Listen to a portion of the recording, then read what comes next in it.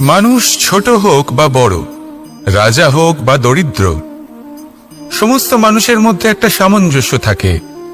সমস্ত মানুষের কাছে তার প্রশংসা অত্যন্ত গুরুত্বপূর্ণ। সে খুবই প্রসন্ন হয় যদি আপনি তার প্রশংসা করেন, কিন্তু আপনি যদি তাকে এটা বলেন যে এটা তোমার ভুল ছিল, তোমার কিছু খামতি ছিল, তখন সেটা সে মানতে রাজিই থাকে না। সব মানুষ এটা শুনতে পছন্দ করে যে সে যেটা করেছে সেটাই সর্বোত্তম। এবার আমি আপনাকে একটা কথা বলি, এই হলো নিন্দা, এই হলো প্রশংসা, আর এই হলো সত্য, যা সবার থেকে উচ্চস্থানীয়। সেই জন্য মানুষ আয়না দেখে। আয়না তাকে তার সৌন্দর্য দেখায় না, তাকে দেখায় যা সত্য, যাতে মানুষ আরো সুন্দর হওয়ার চেষ্টা করতে থাকে।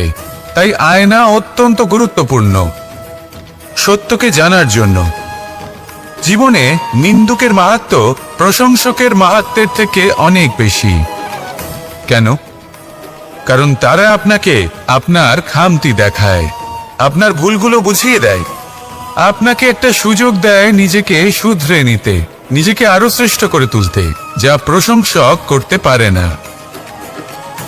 তাই জীবনে যদি কখনো নিন্দা করা হয়, তাকে ভালোবেসে গ্রহণ করুন, ধন্যাত্মক রূপে গ্রহণ করুন। যদি নিজেকে কোনো শিক্ষা দেওয়া সম্ভব হয় তাহলে অবশ্যই দিন। দেখবেন মন প্রসন্ন হয়ে বলবে, রাধা রাধা। জীবনে কখনো সাফল্য আসে, আবার কখনো অসফলতা, কখনো আশা পাওয়া যায়, কখনো নিরাশা, কখনো জয় লাভ করি, আবার কখনো পরাজয়। এর পেছনের কারণটা জানা অত্যন্ত প্রয়োজনীয়। যদি আমি পরাজয়ের কথা বলি, যখনই আমরা পরাজয় লাভ করি আমরা ভাবতে থাকি যে এমন কেন হলো? আমাদের শত্রু কি বেশি শক্তিশালী ছিল, নাকি আমাদের নীতিতে কোনো খামতি ছিল? এই সমস্ত কারণের পেছনে খুব বড় একটা কারণ থাকে, আর সেই কারণ আমাদের অন্তরে সুপ্ত থাকে। ধরে নিন একটা পথ, তাতে আপনি চলছেন, সেই পথ কাঁটায় পরিপূর্ণ, কিন্তু আপনি পাদুকা পরে রয়েছেন, আর আপনি হেঁটে সামনে এগিয়ে যান। এবার এমন একটা পথ এলো যা পুষ্পে ঢাকা, আর আপনি পাদুকা পরে রয়েছেন, কিন্তু আপনার পাদুকাতে একটা পাথর আটকে গেল। তখন দু পা হাঁটাও খুব কঠিন হয়ে পড়ে। এই সংসারের যে কোনো শক্তি আপনাকে পরাস্ত করার পূর্বে আপনি জানেন কি আপনাকে পরাস্ত করতে পারে? আপনার অন্তরের দুর্বলতা, আপনার অন্তরের সেই সুপ্ত শত্রু। আর সেই জন্য ইতিবাচক মনোভাব গুরুত্বপূর্ণ হয়ে পড়ে। ভালো মানুষদের সাথে থাকুন, সৎসঙ্গে থাকুন, বন্ধুত্ব করুন, ভালোবাসুন। এই ভালোবাসা এত শক্তিশালী এক অস্ত্র যাকে ব্রহ্মাস্ত্রও পরাস্ত করতে পারে না। এই সমস্যারূপী পাথর কিছুই নয়। আসুন আমার সাথে ভালোবেসে বলুন, রাধা রাধা। মানুষের দুটো রূপ রয়েছে। এক, আমাদের এই মুখ, যা শুধুই চোখে দেখা যায়, আর দ্বিতীয়, আমাদের এই মন, যা শুধুমাত্র অন্তরাত্মা দ্বারা দেখা যায়। এবার আমাদের এই মুখ, তা ঈশ্বর সকলকেই আগে থেকেই প্রদান করেছেন, কিন্তু এই মন কেমন হবে তা আমাদের জীবনের অনুভূতি এবং আমাদের জীবনের লক্ষ্য এগুলি সুনিশ্চিত করে। অর্থাৎ নেত্র দিয়ে দেখা যায় আমাদের এই মুখ, তা শুধুই এই কারণে প্রয়োজন যাতে সংসার আমাদের দেখতে পায়, আমাদের চিনতে পারে। কিন্তু যদি এই সংসারে আপনি প্রকৃত অর্থে মান সম্মান লাভ করতে চান, তাহলে নিজের অন্তরাত্মাকে আপনাকে বিকশিত করতেই হবে। দেখুন, কথায় আছে এই যে অসুর, তা শারীরিকভাবে উপস্থিত নয়, তা মনের মধ্যে থাকে। যদি এই মন থেকে অসুরকে বের করে দেওয়া যায়, তাহলে শরীরে তা উপস্থিত থাকবেই না। তাই মনকে শুদ্ধ করুন, আর আমার সাথে ভালোবেসে বলুন, রাধা রাধা। মানুষ যখনই একে অপরের সামনে নিজেদের হৃদয়ের ভাবনা প্রকাশ করে, তখন এক অত্যন্ত প্রভাবশালী মাধ্যম তারা ব্যবহার করে, যাকে ভাষা বলা হয়। এবার আমি দেখেছি যে একজন মানুষ অনেকগুলো ভাষাতেই নিপুণ। আমি এটাও দেখেছি যে মানুষ অনেকগুলো ভাষায় কথা বলে, কখনো কখনো অনেক ভাষা মিলিত করে তার প্রয়োগ করে, উচিত প্রকারে তাকে ব্যবহার করে না, না সেটাকে সম্মান করে, আর না ভাষাকে শুদ্ধ রাখে। আর এটা হলো অনুচিত। যদি ভাষাকে শুদ্ধ রাখেন তাহলে ভাষা আপনার চরিত্রকে শুদ্ধ রাখবে, তা আপনার একাগ্রতা বাড়িয়ে তুলবে। এই প্রত্যেক ধ্বনিকে অনুভব করে যদি আপনি শব্দের উচ্চারণ করেন, ভাষাকে প্রয়োগ করেন, তাহলে আপনিও আনন্দ পাবেন, আর যিনি শুনছেন সেই ব্যক্তির কানেও মধুর শব্দ বাজবে। তাই মনে রাখবেন, যে ব্যক্তি ভাষার পবিত্রতাকে সম্মান করে তাকে সংসারও সম্মান করে। ভাষাকে শুদ্ধ এবং পবিত্র রাখুন, তাহলে ভাষা আপনার চরিত্রকেও শুদ্ধ এবং পবিত্র রাখবে। আর এই মন সুপ্রসন্ন হয়ে বলবে, রাধা রাধা। এ হলো রামায়ণের সময়কালের কথা। সেতু নির্মাণ করার কাজ চলছিল। সমস্ত বানর সেনা এই কাজে নিযুক্ত হয়েছিলেন। বড় বড় পাথর তুলে নিয়ে এই বানর সেনা সমুদ্রে ফেলছিলেন। এই কাজ চলছিল। এমন সময় ছোট্ট একটা কাঠবিড়ালি এলো। ছোট ছোট মাটির ডেলা হাতে নিয়ে সাগরের কাছে যাচ্ছিল আর বড় বড় পাথরের পাশে রেখে দিচ্ছিল, যথাসম্ভব সেখানে রেখে আসছিল। সারা দিন ধরে সে এই পরিশ্রম করেই যাচ্ছিল। এবার শ্রীরাম তার এই কাজ দেখতে পেলেন। সেই ছোট্ট কাঠবিড়ালিটিকে নিজের হাতে তুলে নিলেন এবং অত্যন্ত ভালোবেসে তার পিঠে হাত বুলিয়ে দিলেন। কথায় আছে যে কাঠবিড়ালির পিঠে যে দাগ আছে, সেই 3টি দাগ এসেছে শ্রীরামচন্দ্রের 3 আঙুলের থেকে।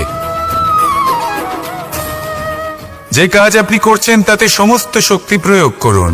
যতটা আপনার সামর্থ্য রয়েছে, যতটা আপনার প্রতিভা রয়েছে, সম্পূর্ণভাবে উৎসর্গ করে দিন। ঠিক এমন ভাবে কর্ম করুন। সেই কাঠবিড়ালি কিন্তু তাই করেছিল।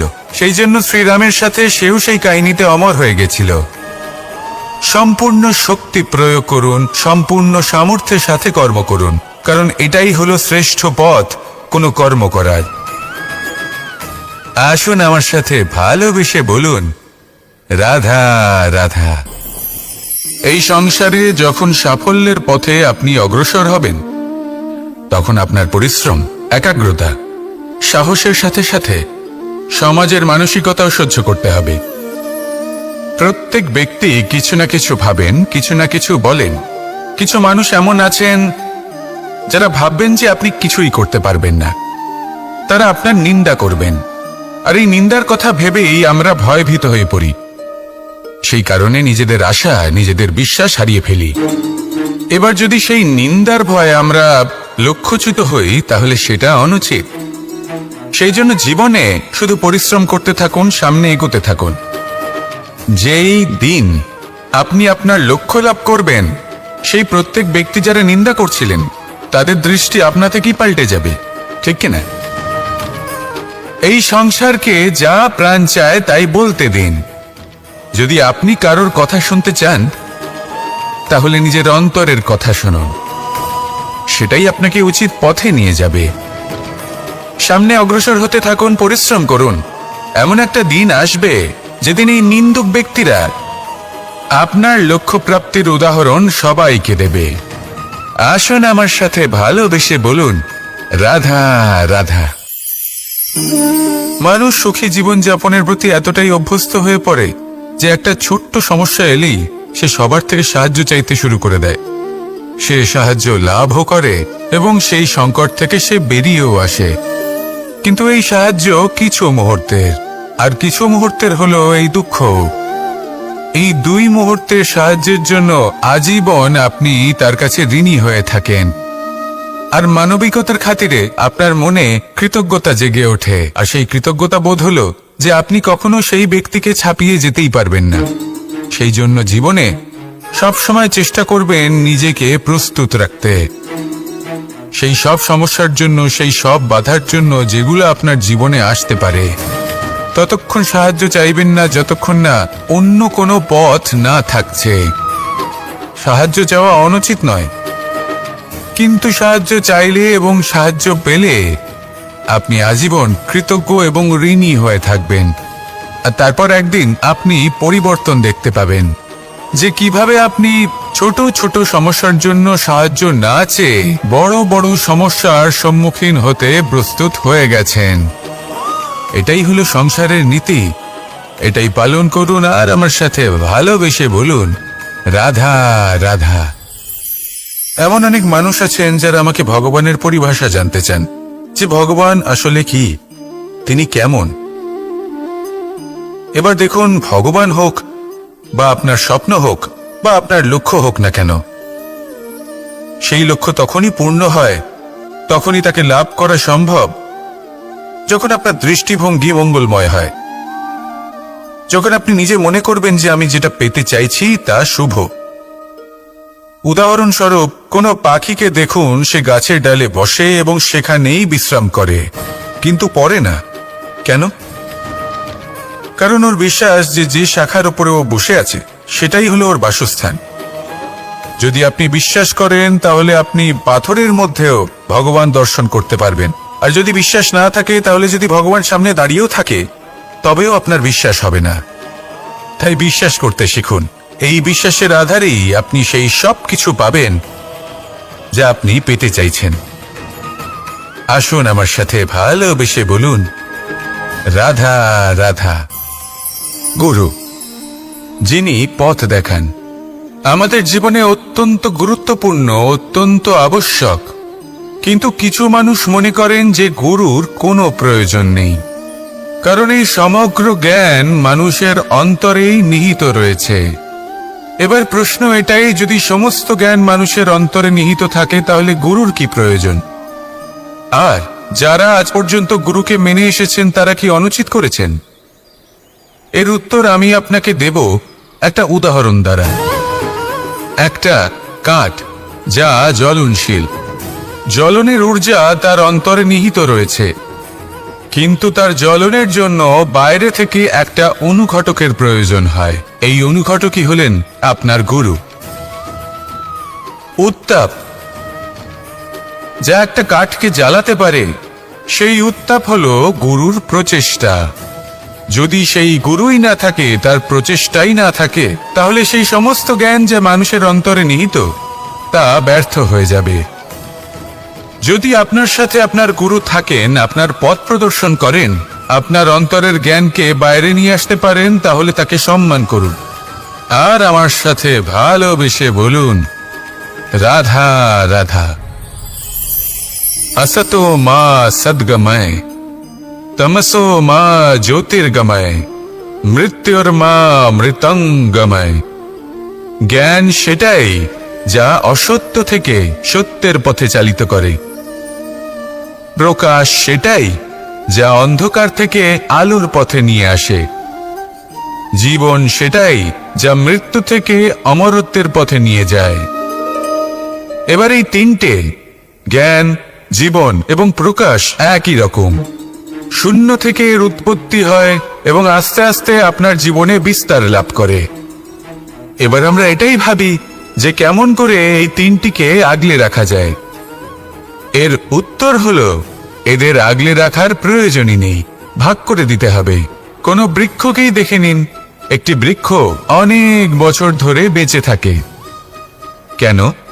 কারণ সে ভাগ করে দিতে জানে।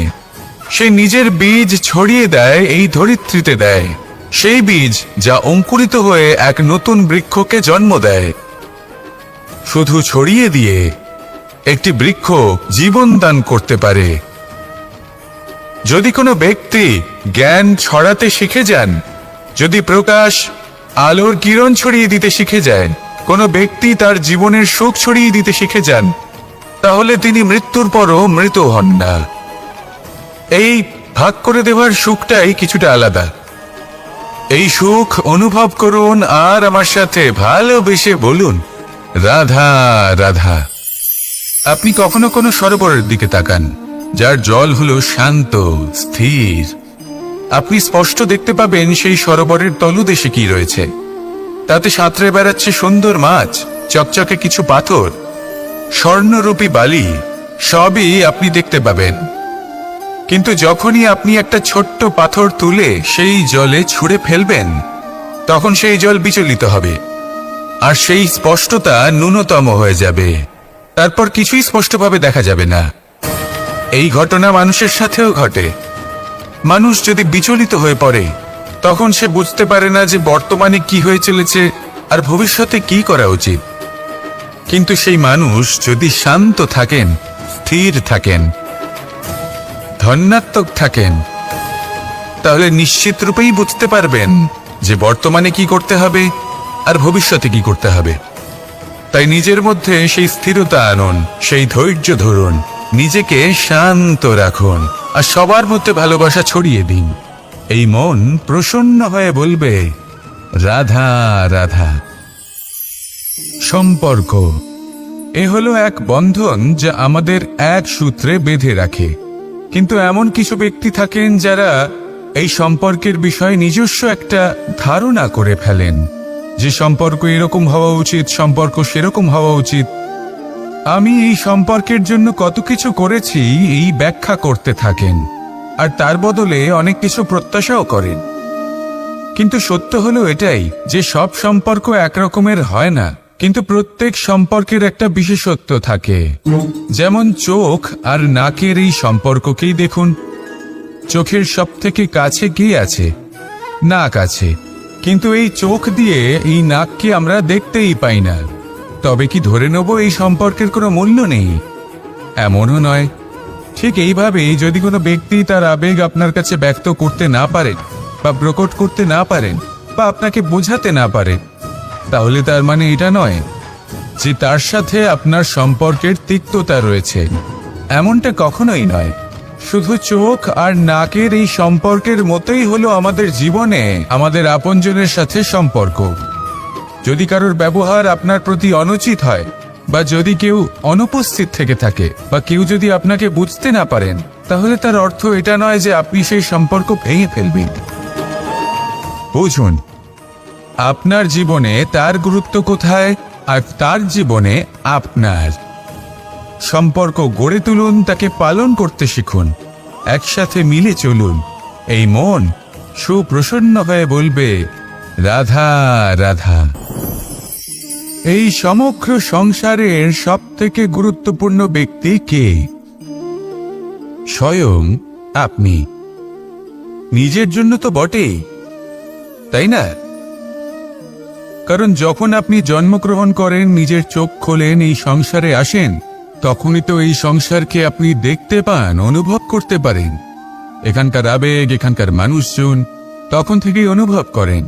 যদি আপনি না থাকেন, তাহলে এই সংসারের অস্তিত্ব আপনার কাছে শূন্যের সমান, তাই না? আপনি না থাকলে এই সংসারও আপনার কাছে নেই। এবার সবাই বলবেন যে এ তো সত্যি কথা। সেই অনুযায়ী তো আমার স্বার্থপর হওয়া উচিত, অহংকারী হওয়া উচিত, কারণ আমার কাছে আমিই তো সবকিছু। দৃষ্টিভঙ্গি পাল্টে দেখুন। আপনার কাছে সব থেকে বেশি গুরুত্বপূর্ণ ব্যক্তি কে? আপনি নিজেই। সেই মানুষটি কেমন হওয়া উচিত একটু ভেবে দেখুন। সবসময় সকলকে সাহায্য করুন, একসাথে মিলে পরিশ্রম করুন, সাহায্য করুন অন্যদেরকে। এটা অতি আবশ্যক। এবং তার থেকেও বেশি গুরুত্বপূর্ণ হলো এটাই যে আপনার মনে যেন কখনো এই বিষয়ে ভয় না থাকে যে আমি আমার প্রিয়জনদের, আমার কাছের মানুষগুলিকে হারিয়ে ফেলব। এই ভয় কখনোই মনের মধ্যে থাকা উচিত নয়। যদি ভয় থাকে তাহলে থাকুক এই বিষয়ে যে সকল মানুষ আমার জীবন থেকে, আমার থেকে দূরে চলে যাচ্ছেন, তাদের বাধা দিতে দিতে আমি যেন নিজেকেই না হারিয়ে ফেলি, নিজের অস্তিত্বকেই না হারিয়ে ফেলি, নিজের ব্যক্তিত্বকে, নিজের বিচারধারাকে, নিজের করুণার শক্তি না হারাই। তাহলে এই ভয় ত্যাগ করুন আর আমার সাথে ভালোবেসে বলুন, রাধা রাধা। এই ফল কি তা বলার কোনো প্রয়োজন নেই। এই ফল কতটা সুস্বাদু সেটাও বলার কোনো প্রয়োজন নেই। ধরুন এমন কোনো মানুষ আসলেন যিনি জানেন না এটা কোন ফল। তিনি এটা দেখে ভাববেন এ তো কাঁটার একটা গুচ্ছ মনে হচ্ছে, নিয়ে ফেলে দেবেন। সেখানে দ্বিতীয় কোনো ব্যক্তি যিনি বুঝদার, তিনি দেখবেন, ভাববেন যে প্রকৃতি এর গায়ে এত কাঁটা কেন দিয়েছে? অবশ্যই সুরক্ষার জন্য দিয়েছে, অর্থাৎ ভিতরে অবশ্যই অমূল্য কিছু রয়েছে। সেই ধরনের ব্যক্তি এই ফলের অন্তরে প্রবেশ করেন এবং এই ফলের আনন্দ উপভোগ করেন। এরকমই কিছুটা আমাদের সংসারেও আমরা দেখতে পাই। প্রত্যেকদিন আমরা নতুন নতুন মানুষের সাথে পরিচিত হই। এমন কিছু ব্যক্তি থাকেন যাদের সাথে প্রথম আলাপের পর আমাদের এটা মনে হয় যে এই ব্যক্তিকে দেখে একটু রাগী ব্যক্তি মনে হচ্ছে, বড়ই অহংকারী বোধ হচ্ছে, উদ্ধত মনে হচ্ছে। বেশিরভাগ মানুষ প্রথম আলাপের পরে তাদের সাথে দূরত্ব বজায় রাখবেন, কিন্তু যিনি বুঝদার ব্যক্তি তিনি ভাববেন যে এই ব্যক্তি এমন কেন করছেন। হয়তো সুরক্ষার খাতিরে এই ব্যক্তি নিজেকে এরকম করে তুলেছেন যাতে অন্য কোনো ব্যক্তি এসে ওনার সময় নষ্ট না করেন, ওনার আবেগের সাথে ছলনা না করেন, খেলা না করেন। হয়তো অতীতে এমন কোনো ঘটনা ঘটেছে যার জন্য এই ব্যক্তি কিছুটা এরকম হয়ে গেছেন। এমনই একজন ব্যক্তি সেই ব্যক্তির মনের গভীর পর্যন্ত পৌঁছতে পারেন আর সেখান থেকে শুভ গুণগুলিকে বাইরে বের করে আনতে পারেন।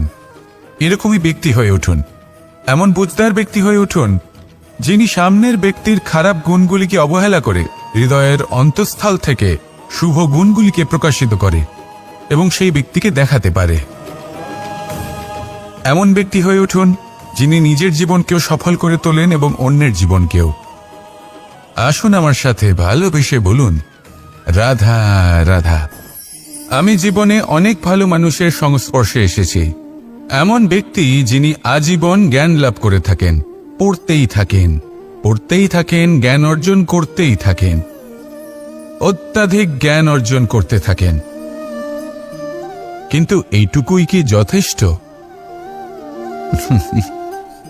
ধরে নিন কোনো ব্যক্তি শিল্পকলার বিষয়ে অনেক বই পড়ে ফেলেছেন, কিন্তু কখনো শিল্পকর্মই করেননি। তাহলে সেই জ্ঞানের কি লাভ? কোনো লাভ নেই। এবার এটাই আমাদের জীবনে শেখা প্রয়োজন। আমরা জ্ঞান অর্জন করি কিন্তু তা যাপন করি না, তা কর্মজীবনে প্রয়োগ করি না। তাহলে এতে কি লাভ হবে? জ্ঞান আছেই সেই জন্য যাতে আমরা জীবনকে আরো শ্রেষ্ঠ করে তোলার জন্য তাকে প্রয়োগ করি। এই জ্ঞান এবং কর্মের একসাথে পথ চলাটাই আবশ্যক। তবেই এই জ্ঞান অভিজ্ঞতায় পরিণত হবে, আর অভিজ্ঞতা দ্বারা যে জ্ঞান লাভ হয় সেটাই সবথেকে বেশি গুরুত্বপূর্ণ, সেটাই হলো সবথেকে বেশি লাভদায়ক। সেই জন্য শুধু জ্ঞান অর্জন করবেন না, তাকে প্রয়োগ করুন, তাকে কর্মজীবনে প্রয়োগ করুন, জীবনকে আরো শ্রেষ্ঠ করে তুলুন।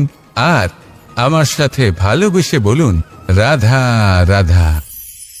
এটা হলো একটা সাদা পাতা। এবার এতে আমি যাই লিখব সেটাই এর অস্তিত্ব হবে। এতে আমি প্রেমের কিছু কথা লিখে একে প্রেমপত্র বানিয়ে তুলতে পারি। মাতা পিতার জন্য একটা শুভ সংবাদ লিখতে পারি। শত্রুর বিষয়ে সতর্ক করব বলে সেনাকে একটা সংবাদ লিখতে পারি। দ্বারকাবাসীর জন্য কোনো সংবাদ পাঠাতে পারি। যাই লিখব এই পত্র সেটাই হয়ে উঠবে। সেই রকমই হলো আমাদের জীবন। আমরা যেমন কর্ম আমরা করব, আমাদের অস্তিত্ব এবং ব্যক্তিত্ব ঠিক তেমনই হয়ে উঠবে। যদি আপনি একটা অসাধারণ, উজ্জ্বল এবং সম্মানজনক জীবনযাপন করতে চান, তাহলে তার একটা রহস্য আপনাকে বলি। যেমন কথন হবে, কর্ম তেমন হবে। অর্থাৎ যতটুকু বলেছেন ততটুকুই করুন, আর যতটুকু করেছেন ততটুকুই বলুন। এই একটা নিয়ম যদি আপনারা পালন করেন, তাহলে এই সংসারের সমস্ত পণ্ডিত আপনাকে অবশ্যই সম্মান করবেন। তাহলে এটাই করুন আর আমার সাথে ভালোবেসে বলুন, রাধা রাধা। বিন্দু বিন্দু জলেই সাগর নির্মাণ হয়। এবার এই কথা আমরা সকলে জানি। আপনি কি এই কথাটা জানেন যে ছোট ছোট সুখের দ্বারাই বড় সুখ লাভ করা যায়? একজন বাবাকে দেখুন, সন্তানের জন্ম থেকে তার যুবক হওয়া পর্যন্ত তার সাথে ছোট ছোট সুখ যাপন করেন। এই ছোট ছোট সুখগুলি তাদের প্রেমের সম্পর্কে গভীরতা নিয়ে আসে এবং প্রেমের এই গভীরতা তাদের জীবনে বড় সুখ নিয়ে আসে। এটা ঠিক সেই রকম যেরকম বিশাল এক সমুদ্রে, গভীর এক সমুদ্রে অমূল্য রত্ন খুঁজে পাওয়া যায়। এটাও ঠিক সেই রকমই। সেই জন্য জীবনে বড় বড় সুখের খোঁজ করতে গিয়ে সময় নষ্ট করবেন না। এই যে ছোট ছোট সুখ আছে, এগুলোকে যাপন করা শুরু করুন।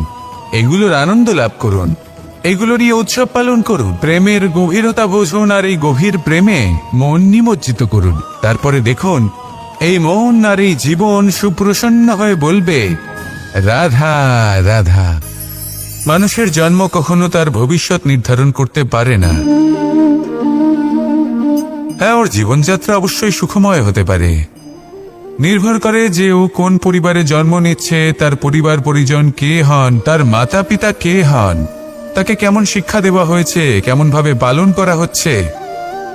সে কিন্তু কুপাত্রও হতে পারে, আবার সুপাত্রও হতে পারে। কিন্তু সে চলে যাওয়ার পর এই সংসার তাকে মনে রাখবে নাকি না, আর যদি মনেও রাখে তাহলে কিভাবে মনে রাখবে, সেটা নির্ভর করছে তার কর্ম এবং তার নির্বাচনের উপর। ঠিক যেমন বর্ষার এই জলের ফোঁটা যখন মেঘ থেকে ঝরে পড়ে, তখন তার এই নির্বাচন হলো গুরুত্বপূর্ণ, কারণ তার নির্বাচন তার উপর নির্ভর করছে তার ভবিষ্যৎ কেমন হবে। ঝিনুকের মুখে পড়লে মুক্ত হয়ে ওঠে, সাপের মুখে পড়লে বিষ, আর যদি কোনো পাতায় পড়ে তাহলে শিশিরে পরিণত হয়। তাহলে কর্ম এবং নির্বাচন দুটি জীবনে গুরুত্বপূর্ণ। এদের বিষয় বিশেষ যত্ন নেবেন এবং আমার সাথে ভালোবেসে বলবেন, রাধা রাধা। আমাদের সকলের কাছে বৃক্ষ অত্যন্ত প্রিয়। আমরা সর্বদাই চাই এই বৃক্ষ যেন সবুজ থাকে, ফুলে ফলে ভরে থাকে, আমাদের ছায়া প্রদান করে, তা যেন সুস্থ থাকে, আমাদের ফল প্রদান করে। আর সেই জন্য আমরা প্রতিদিন সেই বৃক্ষকে জল প্রদান করি। কিন্তু কখনো ভেবে দেখেছেন যে জল তো আমরা বৃক্ষের গোড়ায় দিই, তারপরেও এই জল সেই বৃক্ষের প্রত্যেকটি পাতায় ঠিক পৌঁছে যায়? এটা কিভাবে সম্ভব? কিছুটা এরকমই হলো আমাদের কর্ম। যদি এই পৃথিবীতে থেকে শুদ্ধ মনে সৎকর্ম করেন, এই কর্ম সোজা ঈশ্বরের কাছে গিয়ে পৌঁছয়।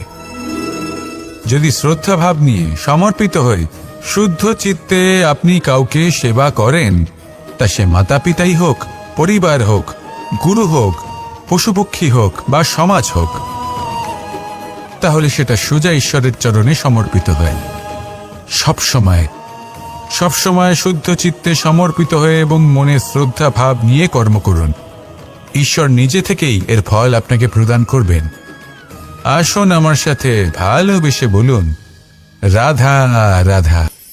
ইচ্ছে এবং চেষ্টা, এই দুই মানুষের মধ্যে আছে, কিন্তু এই দুইয়ের মধ্যে সামঞ্জস্য থাকা খুব প্রয়োজন। আপনার যা ইচ্ছে সেটা পূর্ণ করার জন্য চেষ্টার প্রয়োজন তো অবশ্যই। আপনি যে স্বপ্ন দেখেন সেটা পূর্ণ করার জন্য নিদ্রা ত্যাগ করে চেষ্টা করা অত্যন্ত প্রয়োজনীয়, নয়তো এই স্বপ্ন কখনোই পূর্ণ হবে না। যদি আপনি কোনো প্রশ্নের উত্তর চান তাহলেও আপনাকে চেষ্টা করতেই হবে। জীবনে যদি সামনে এগোতে হয় তাহলে পাকে কষ্ট দিয়ে সামনে এগোতে হবে, চেষ্টা অবশ্যই করতে হবে। যদি আপনি চেষ্টা না করেন, পরিশ্রম না করেন, তাহলে এই সংসার আপনাকে পেছনে ফেলে সামনে এগিয়ে যাবে। নিজের ইচ্ছেগুলিকে মন থেকে বাস্তবে আনুন আর চেষ্টার দ্বারা তাকে সার্থক করুন। এই মন প্রসন্ন হয়ে বলবে, রাধা রাধা।